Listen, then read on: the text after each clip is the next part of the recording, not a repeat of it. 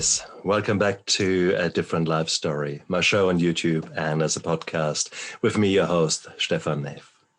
Today I've got Tina Ginn with me. Tina is a woman whose journey has highlighted the challenges that we sometimes face as parents with our children, so the intergenerational trauma.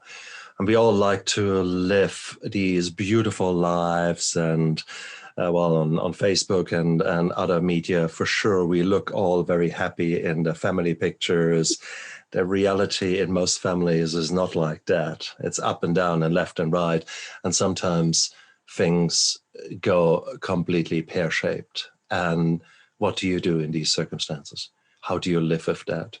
Let's explore that topic of intergenerational trauma, and who better to speak to than Tina. So Tina, thank you very, very much for coming onto my show. I truly appreciate that.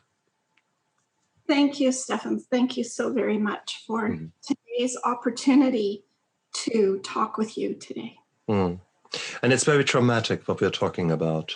I had a very up and down relationship with my mother, and to her death, it was not a nice relationship. There were good times when I was younger, but there were certainly not so nice times, because just as much as we all are often broken and mayhem and etc., the generation before us and that before us and that before us was the same.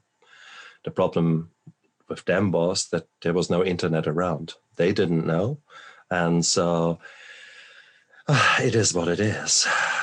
But here we are, the message, or not the message, the problems keep reoccurring. And there's not one family not affected by that. So therefore, I guess it's nearly a bit of a taboo to actually talk about that, because we all want to portray ourselves as the perfect mums and dads, or the perfect children, reversively. And nah, it isn't. But that's not how you all started out. When you were a child, how was your childhood? How was your relationship with your parents? Well, with my parents, it was very good. Although my dad was in the military, so I'm a military brat. Spent 10 years in Germany. I stayed there after my time that we had as a posting in Germany. So I was very close to my parents. But, you know, as we are younger, we don't see life the same way as when you reach your 40s and your 50s. And then you start thinking that maybe the way they act is because of the way they grew up. And the way they acted is the way they grew up. So they all have these hang-ups that bring into our generation. And then we realize it, and we don't realize it until we're older. And then we can forgive and accept and hopefully change that avenue that generation is going. And that's my ultimate goal, is to break that chain of sequence of families not speaking, or people not speaking to each other, or family members being isolated somehow. So that's my generation part. And it's so important. And this frustration is reflected for thousands of years, because every generation thinks that the next generation is dumber, doing stupid things, is dressing inappropriately, eating the wrong way. There's a beautiful quote, I think, from Plato, and it sounds like a dad nowadays steaming off to his friend about his children, and in reality it's written 3,000 years ago.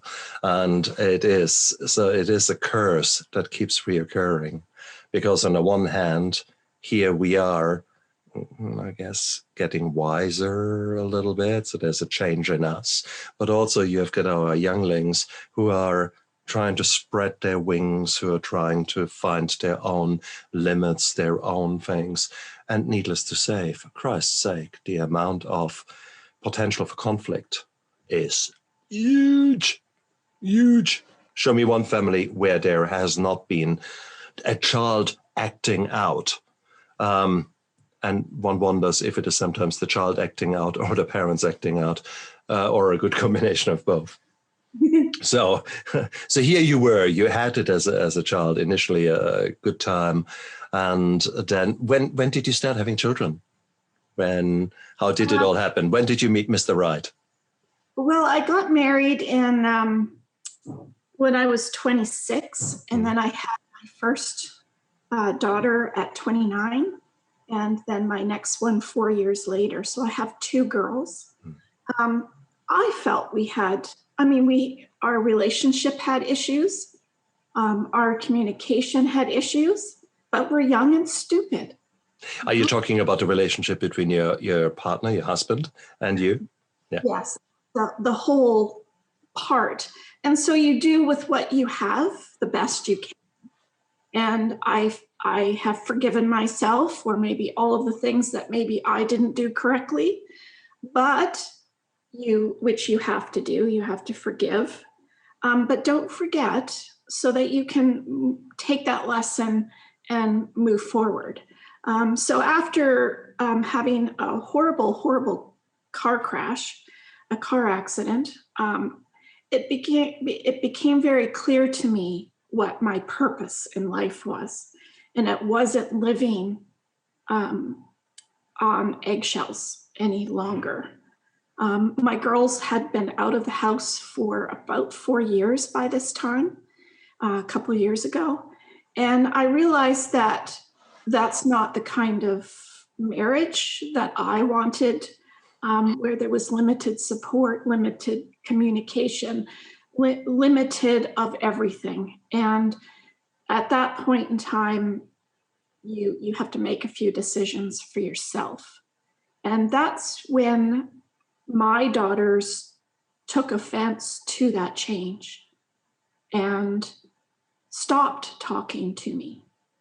So not only are you going through the grief of a divorce, but now you're going through the grief of losing two people in your life you felt that you were very close to. So all in all, I decided to I took time to recover. I took time to, after the car accident, you have no choice. I mean, the universe came down and said, just like I always like to say in Mike Tyson's famous quote, everyone has a plan until you get hit in the face. That's a very damn good quote, isn't it? Oh, hell yes. Okay. So you were a young girl, 26, and Mr. Right comes along, children come along. Were you working? Were you a working mom as well? Yes. What did you do? I did a lot of variety of things. I completed my Microsoft Certified Systems Engineer course. I worked with computers.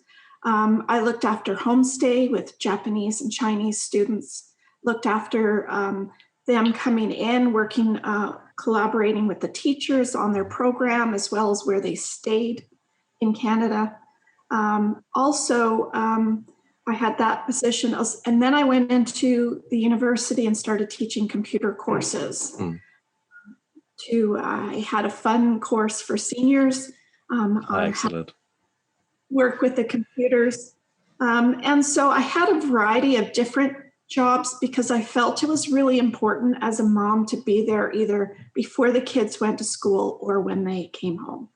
I felt that was important. Dinner time's important, homework time's important, and making sure that they have their activities is important. So I needed that flexibility, and I ensured that would happen and not be that mom that was vacant and not there for them.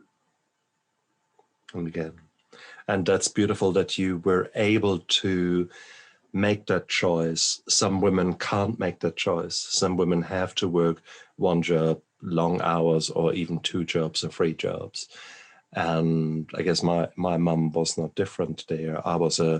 I think you call it a key-latch child here in the English-speaking country, Schlüsselkind. So key child, we call them, because you had your key on a chain around your neck, the house key.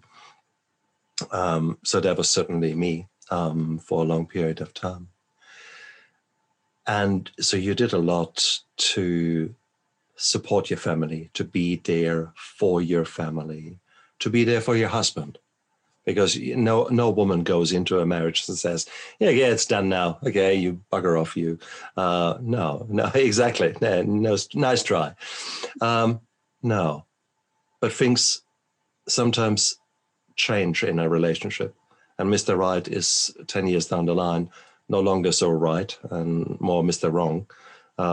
And were there signs on the wall with hindsight that you two had started drifting apart? Oh, absolutely. Absolutely. Communication. Absolutely. Were either of you able to address it in the sense of counseling or able to communicate that, hey, look, we're in trouble here. Can we do something together to work with that? I think you, as a woman, maybe a little different than a man. I'm not really sure, but you have to both want to have counseling and be open to it. And we weren't. Maybe you both put your backs up. I really don't know. I think the situation probably could have gotten better if you maybe were actually taken out of that world you live in and taken away somewhere and said, here's 2 weeks to you guys, figure it out. Like your parents used to do in the back seat of a station wagon and say, do I have to come back there and tell you guys how to get along, or are you guys going to figure it out? Priceless. And of course, with everything, there has to be a willingness there to engage, to accept responsibility, and to adapt to the new challenge of a not so ideal relationship. And many of us have never learned that. And nowadays we're in a throwaway culture. Television doesn't work anymore. Fine. Off it goes. New television. Okay. Fridge doesn't work anymore. Off you go. Wife doesn't work anymore. It's always simple. I know it is. It's the same. It is. If there's such beautiful interviews of old couples who are married 65 years, 70 years, and say, "What's the secret? How you're still together? How does that work?" And the answer inevitably is, well, we come from a generation where you mend things, where you sort things out, where you don't just move on, kind of a thing. And I think there's a lot to be said about that. But then again, sometimes you can sort things out, and sometimes you come to a point where things are too late. And then you have to make decisions that suit you. And that is obviously what you have done. But in order to get that eye-opener, you first had to go through more pain. Tell us a bit about that accident. I was driving home from a softball game for my second daughter, and I was following her, which is very strange, because I think if a parent is usually the first one and the other car follows, for some weird reason, the universe wanted me to follow. And I really feel that was a purpose, that it was for me to get hit, not for my daughter to get hit, for some strange reason. And so I did. I had a broken foot, 2 torn knee meniscuses. That's awkward to say. I think it's menisci, but hey, I've heard it both ways. Cracked my rib, broke my finger from the hit and the impact. He was driving 92 kilometers an hour and hit me head on. And I feel at the very first of the accident, I was just like, okay, am I still in one piece? You know, am I okay? And I was, and I said, thank you, God. Thank you for showing me that I can still be in one piece and I have some work to do on myself. And so I did. I did a lot of work. I didn't realize that when I went back to work, I was working for a bank, that I couldn't cope. I was moving with crutches.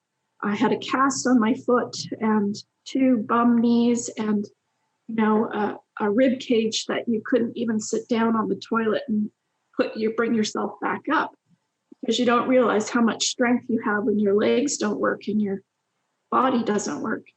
But hey, it's recovery, and that's part of it. And once that started getting better, I then realized that it's not the broken bones that need to get better now. It's your head. And it gave me that time to get better, to recover. Because if your head's not working right, you don't know how to fix it. You don't know that, you know, you can do exercises for your arm or your finger. You can do, you know, it's not bleeding anymore, but gosh darn, you know, sometimes you wonder how much bleeding is actually going on in your head, because you don't know what you don't know.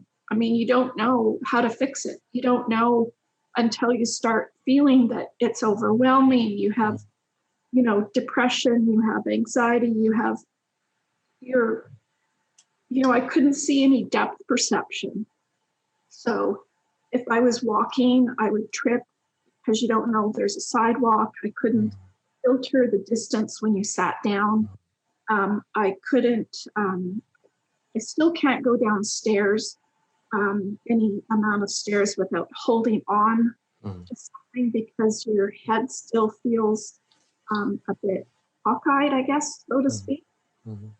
So there's this development of recovery that you work on with both your specialists and your therapists. And then, of course, counseling. And once I started going to counselor, I realized that you know when it's over. You know when you've gotten as far as you can in a relationship. And as I explained to my ex, I feel that it was time to move on. And it doesn't mean you can't be friends. You know, I just don't know people, you know, after 30 years, how can you not still be friends? How does that not work? But the hardest part of when you go through divorce or decide to separate is the decision to forgive the person, forgive the past, and move on, but know that they made an impact in your life and that you aren't, there's such a bad feeling, and nobody wants to talk about it after the fact, of feeling that you weren't right, or you were less of, or that it wasn't a successful marriage of 65 years. You know, but I sometimes think that people grow apart, and if you don't stay consistent with your relationship, with your parents, with your spouse, with your partner, if you don't take time to make that important, the relationship has to unfold. It has to. And I think a lot of us want so much for our kids that we, you know, it was work and kids, but it wasn't relationship, work, and kids. That's where the problem is from. It has to be focused. It has to be grounded by the relationship, of the strength of the relationship, before you can even concentrate on all of those other things, and that you are worth it, and that it's okay to make a choice, and it's okay to change things change, and it's okay. I'm very sorry to hear that. But to a certain degree, I'm actually not surprised to hear that. I have seen it again and again as an anaesthetist, where people ended up in very clear physical trauma, but it rattled their cage and they change in their mind simply because they do no longer accept mediocrity or a life that does no longer suit them and serve them. So that in its own right can, of course, be very much a driving factor. I've seen people who had near-death experiences or trauma where they thought they will never make it. And then thereafter, they came back without much physical damage. But one of the first things they said is, okay, I want a divorce. Boom. And a friend of mine, that happened to her, and she thought, what the hell? Now, in all fairness, my friend is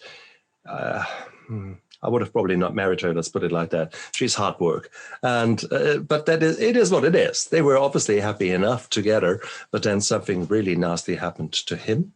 And 2 weeks later, boom, that's it. So people change.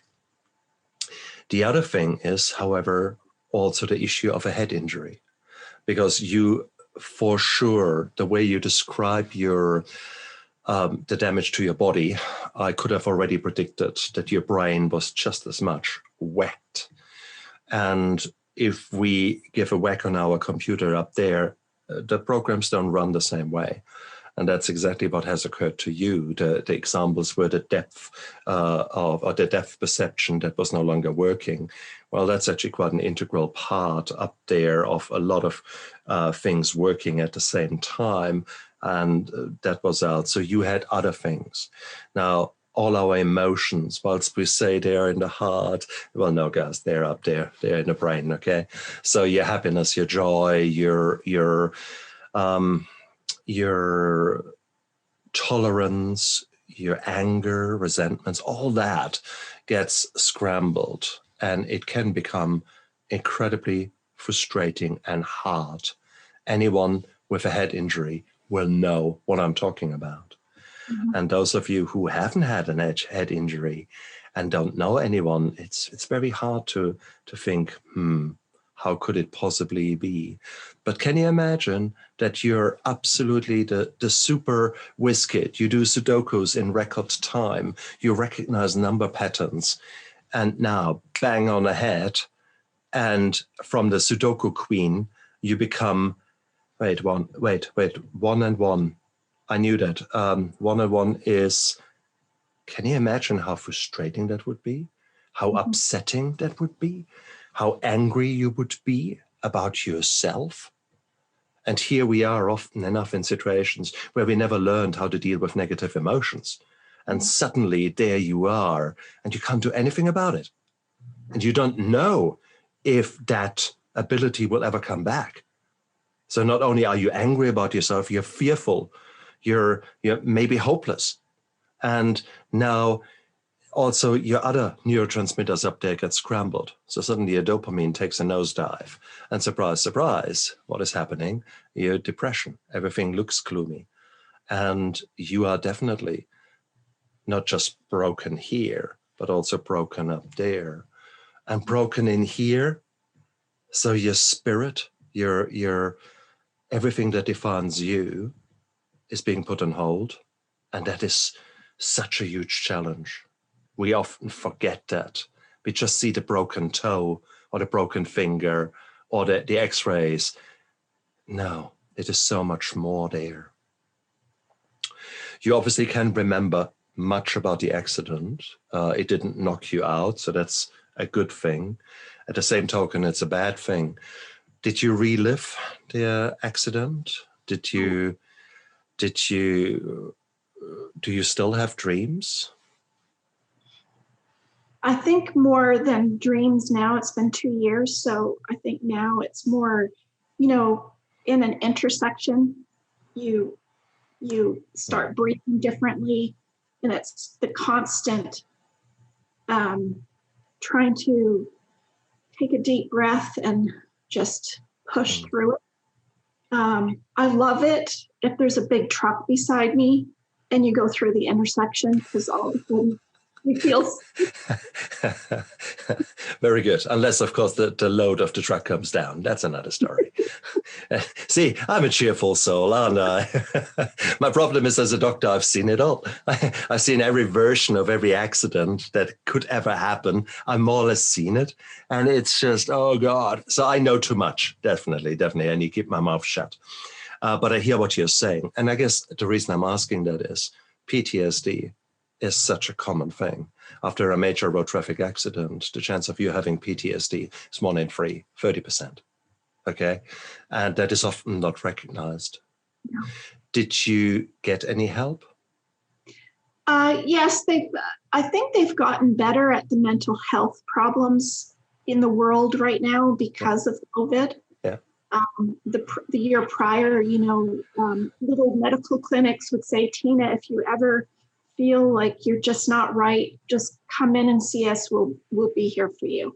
Oh, nice. So that felt really good that you have people around you that you can reach out to, either by telephone or in person. And so now it's primarily trying to remember words sometimes, but I have notes and it helps me. It's like having a map, it's like your GPS in your car, even though you know how to get there. And that was one of my issues, is anything that you aren't very good at. It's like, I think it's sort of like dementia, where anything you're not really strong at, your weaknesses becomes even highlighted. So it's the strangest thing. It's like really now I have no sense of driving, of getting to point A to point B, because I was screwed before. I'm really screwed now. That's so true. But then again, you could make a point that you are far more insightful in the negative sense. You're looking at everything, at every single minor, whatever happens, whatever thought is coming through, and you think, oh, hang on. Is that a sign of me getting better, getting worse? So you're so much more examining everything that maybe in the past you wouldn't have even thought about. So it might just be this hypervigilance towards your own thought programming there that might now play up and play the nasty repeat that none of us wants. Yeah. But here you are, a marriage that was more or less on the rocks, a road traffic accident that seriously changed your life. And as a result, rightly or wrongly so, you made a call of enough is enough. I need a fresh start. I need to think about myself. And then suddenly your daughters obviously must have felt that there is a choice to be made. And that's interesting. Not all children will be like that. They are used to mom and dad rowing, but why did they think they have to make a choice? That's the big question, especially at the age they are. But I don't know the answer to that. I might never know the answer to that. But I have come to some sort of realization that it is what it is. And maybe time will show them that, because I remember, 10 years and 20 years into the marriage, thinking I can't leave because, and so many women do this, you can't leave because you have your kids. You wait because that's what's right to do. And then when you do choose it, they're off doing their own lives. You think, well, then it will all work out. And then it doesn't. So true. And not every relationship can succeed. That is just a fact. And it to a certain degree, there is a blessing in, I mean, for crying out loud, if you have got a bad tooth, sooner or later, you rip that tooth out, okay? Yes, you can do one more filling. Yes, you can do one more thing, but sometimes there is no more filling that rescues that tooth. It needs to come out. So full stop. And then it will hurt.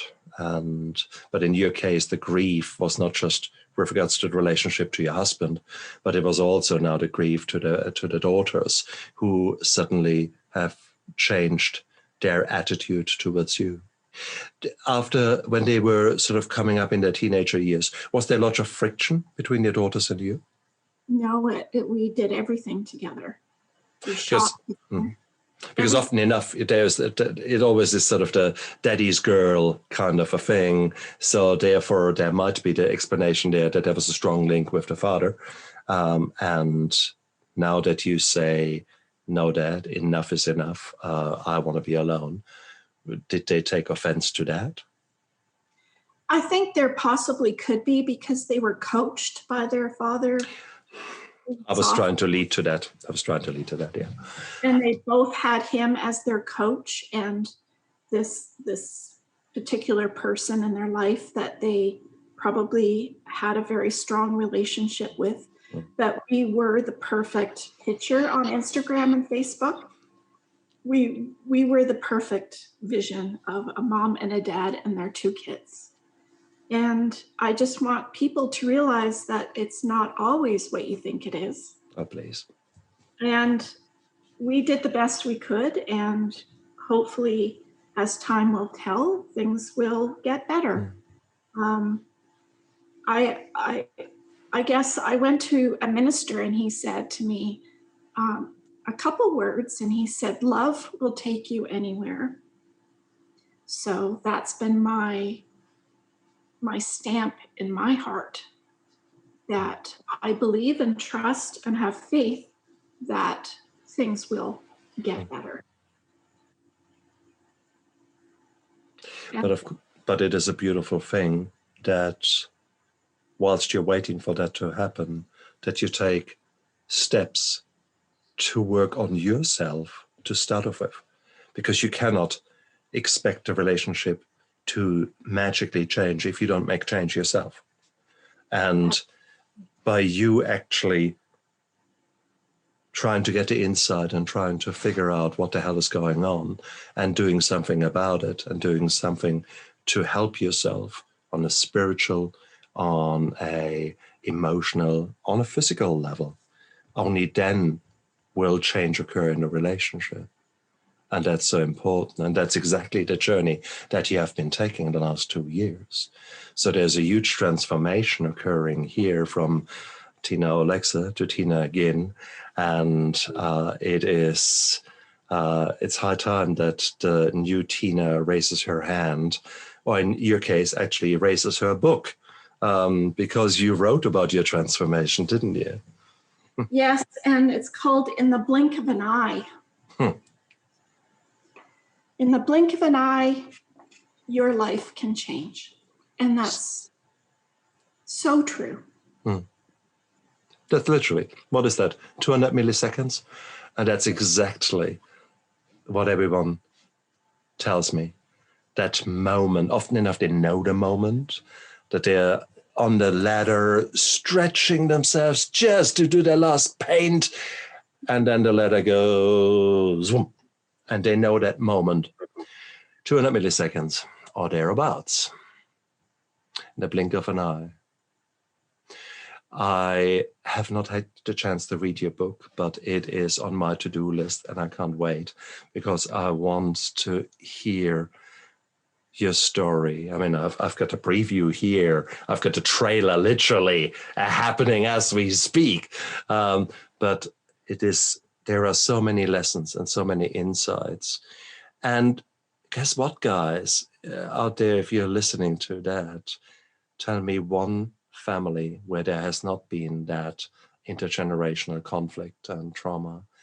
Tell me one family, and I bet you it's not yours.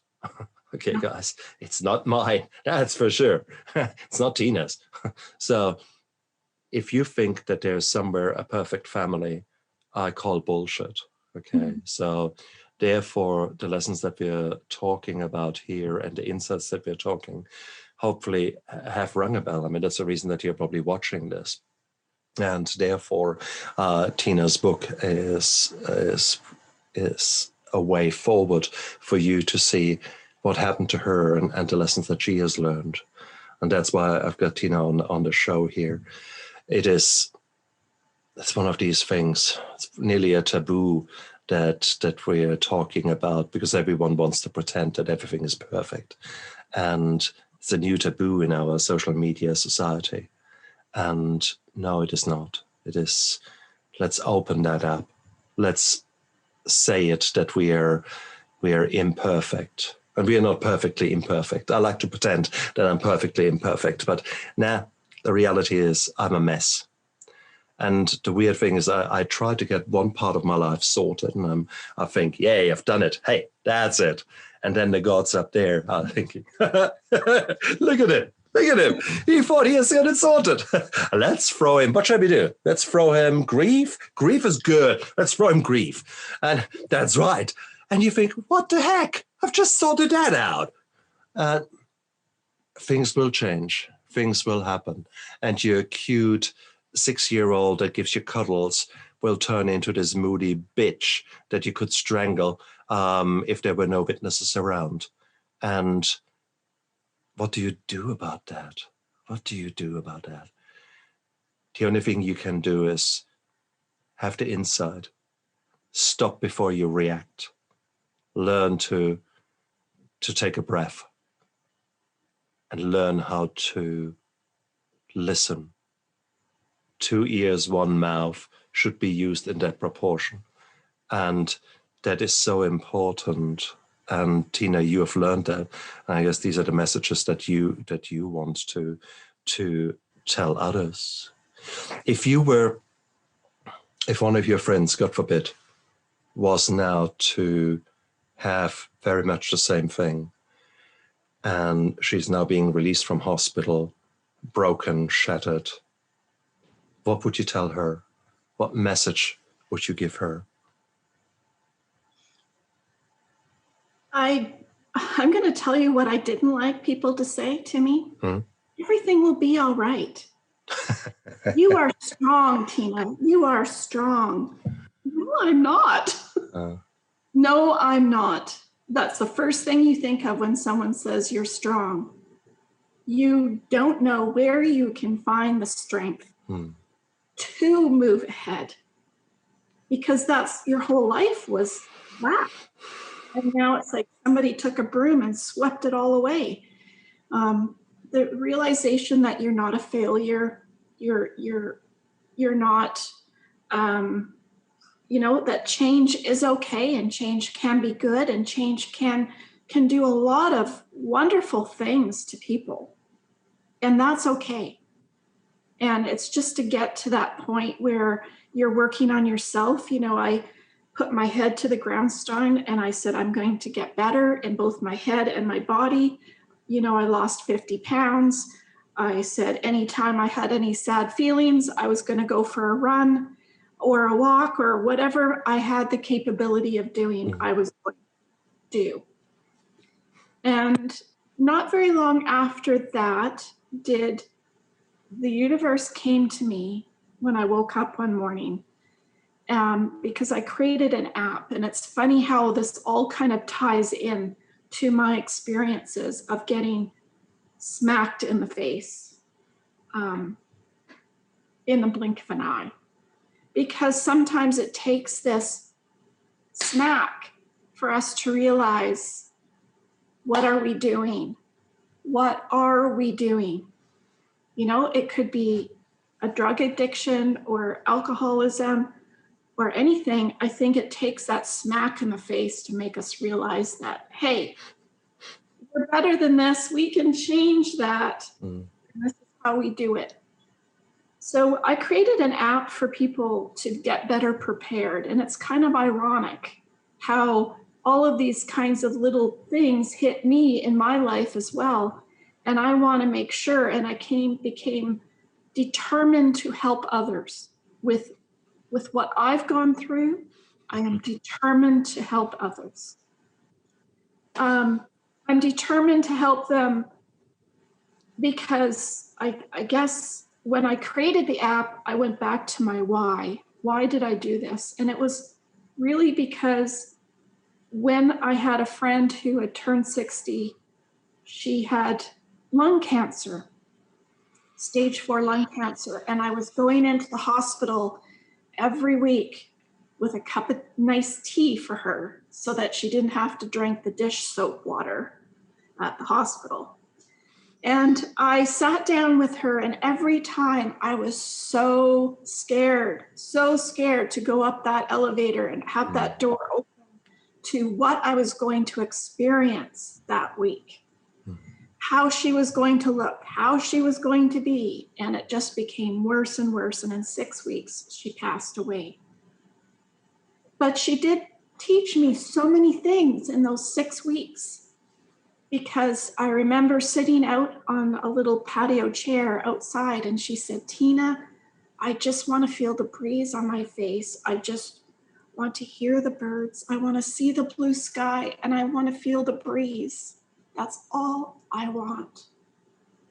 And that made such a huge impact on me, because I thought people who are either in recovery or going through getting the strength or coming out of a coma or dying beside you, your family, your person that you love needs to be there, needs to be present in the moment, needs to be there to support you.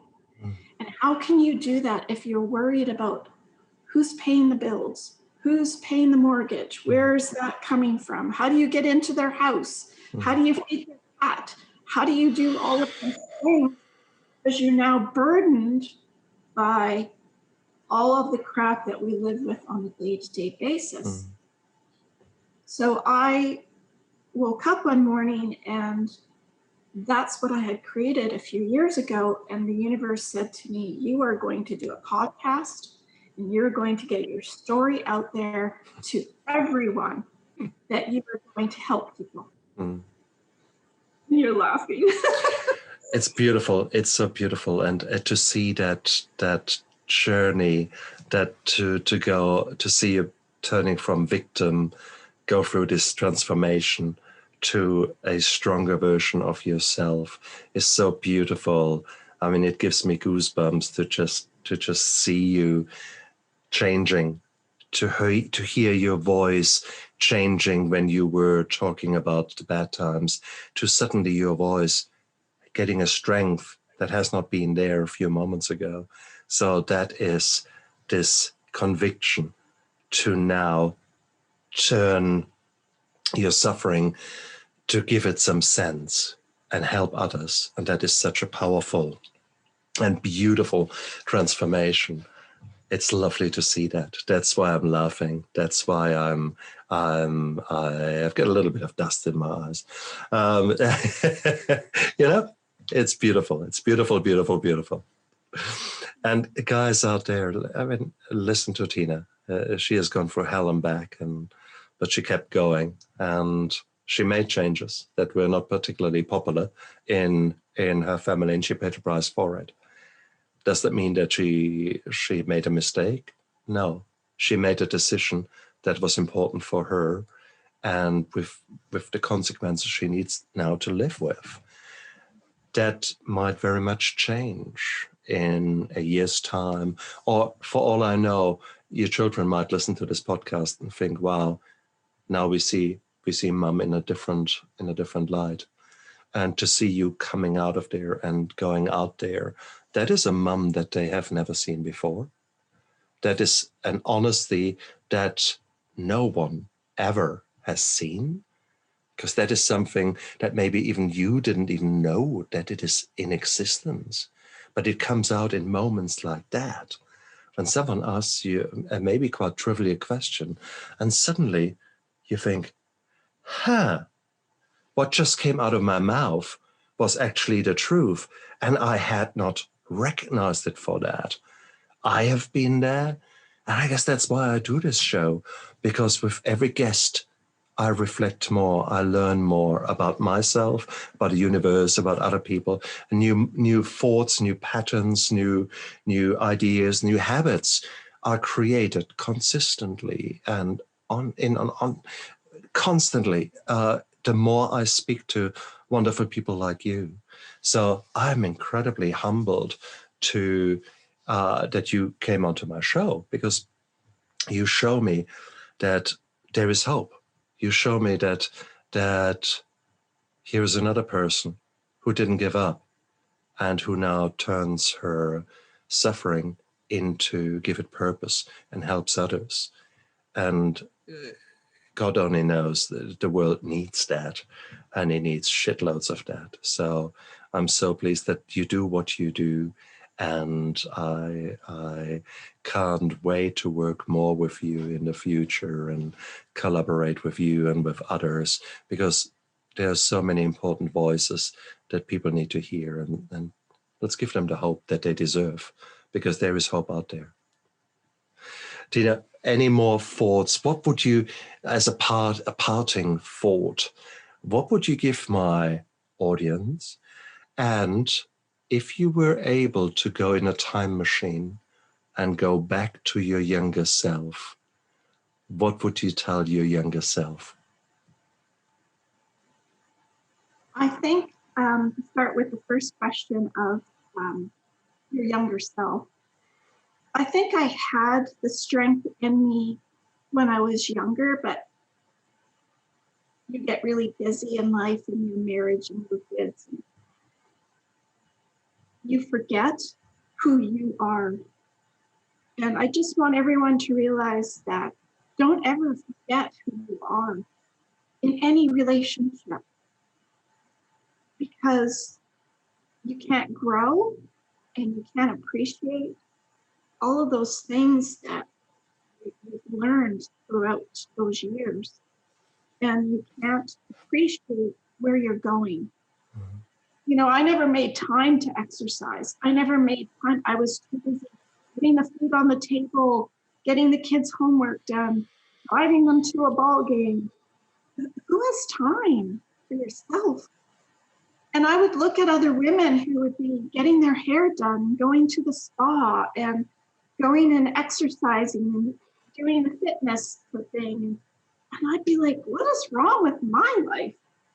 You know, because I didn't know what it was like to look after myself. And I guess that's why the universe told me, hey, you know, you need to look after you. And I didn't know what that was like.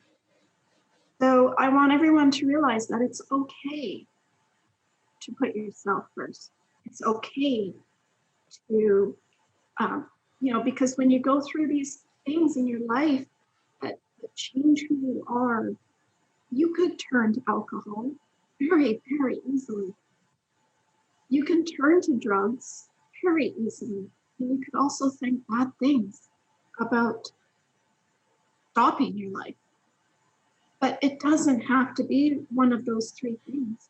You can go the other route and say, okay, I take full responsibility for where I am right now and the choices I've made. Now, how do you move forward? Show me how to do that. And that's what I was lucky enough to do, because I went into myself and found that playful, fun person that was stuck in there, didn't know how to come back out. And I'm very thankful and grateful for that in my life, for all of the things that have happened to me. I know there's a bigger purpose, and I think that's what you have to overcome, is looking at the bad stuff at the time, but looking that if you could be an eagle soaring in the sky looking over, that's where you want to put yourself, looking down on everything, in the bigger picture of what you can have possibilities. Beautiful. Beautiful. I couldn't have said it in any better words. This is, I don't think I want to say any more, because that is the most beautiful closing words you could say. Look after yourself, learn to love yourself, and live this life to the fullest. Live it with intention, live it now. And right now, this moment is yours. The past has happened, the future hasn't occurred yet. But right now, this is your possibility to look after yourself. And that's what I want you guys to do out there. I want you to truly, truly look after yourselves. Tina's story shows you that in the blink of an eye, things can turn and become irreversibly different. And you might as well make the uttermost of every second, because there are only so many of them that you have, and you don't know if there's so many more left. So therefore, go out there, say to someone, sorry, give that someone a kiss, and try to see that you can live a life that fulfills you, whatever decisions you have to make to actually get to that. Thank you. Call that person. That's true. And that's so important, because luckily I'm talking in New Zealand, where we are not in quarantine, where we have no cases. Please, within all means, someone out there, you might not be able to do that, but call that person, Zoom that person. It doesn't matter if this person is 96 years old, and everyone can learn new tricks. Okay. And so especially nowadays with nursing homes, etc., so they will make it happen. So that's absolutely a given. Mm-hmm. And the younger the generation, the more it is not a technical obstacle, it is your emotional obstacle. And this person is probably waiting for that call. And however painful it will be, it might be so rewarding to make that call. And what could possibly go wrong? That's just a question. That's right. You guys out there, look after yourself. And Tina, thank you so much. Tina, again, a wonderful woman who is making a change, who is wanting to change the world. And this world definitely needs it. If you want to get to know more about Tina down there, check the description of the podcast. Check the description of the YouTube video, and you'll find her social media links in there, and get in touch with her. She has got a beautiful message there. Cool. Look after yourself, guys. Tina, thank you. Thank you so much. Thank you, listeners. Bye.